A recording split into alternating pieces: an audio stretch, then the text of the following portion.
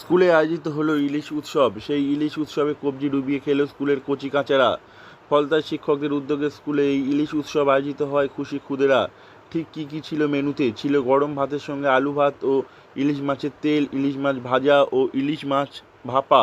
এত কিছুর আয়োজনের পিছনে আরও একটি কারণ ছিল, সেটি হলো শিক্ষার্থীদের জন্মদিন পালন। ফলতা অবৈতনিক প্রাথমিক বিদ্যালয়ের পক্ষ থেকে একটা সাংস্কৃতিক অনুষ্ঠান, সাথে সাথে ইলিশ উৎসবের ব্যবস্থা করা হয়। সর্বোপরি সেপ্টেম্বর মাসে যে সমস্ত ছাত্রছাত্রীদের জন্ম, সেই রকম ৭৬ জন ছাত্রছাত্রীর জন্মদিন পালন করা হয়। ইলিশ উৎসবকে সার্থক করার জন্য একজন ইএনটি স্পেশালিস্ট ডক্টর কৌশিক গায়েনকে রাখা হয় সর্বক্ষণ, যাতে কোনো বাচ্চার যদি কাঁটা লেগে যায় সেটা যাতে রিকভারি করা যায় তার জন্য। এই ইলিশ উৎসব উপলক্ষে বাজার থেকে আগেই কিনে আনা হয়েছিল বড় বড় ইলিশ। সেই ইলিশ আনার পর সেগুলিকে কাটা হয়। এরপর ইলিশের তেল দিয়ে ছাত্রছাত্রীদের ভাত মাখিয়ে দেওয়া হয়।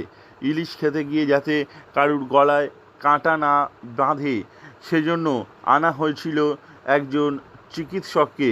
একথা জানিয়েছেন ফলতা প্রাথমিক বিদ্যালয়ের প্রধান শিক্ষক তিলক নস্কর। আমার কাছে এটি খুবই অনেক সুন্দর একটি দিন, কিন্তু আমাদের প্রত্যেক বছরই জন্মদিন পালন করা হয়, এই বছরই হয়েছিল।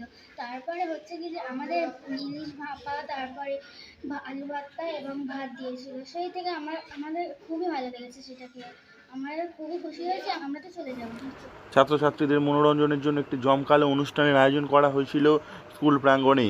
সেপ্টেম্বর মাসে যাদের জন্মদিন ছিল তাদের জন্মদিনকে স্মরণীয় করে রাখতে স্কুলের পক্ষ থেকে এই অনুষ্ঠানের আয়োজন করা হয়।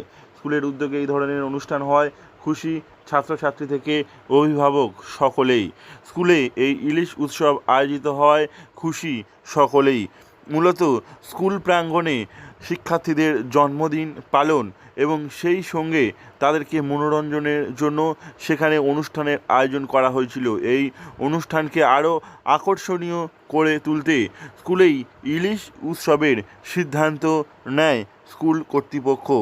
এ নিয়ে ফলতা প্রাথমিক বিদ্যালয়ের প্রধান শিক্ষক তিলক নস্কর জানিয়েছেন, এই ইলিশ উৎসব আয়োজিত হয় খুশি ছাত্রছাত্রী থেকে অভিভাবক সকলেই।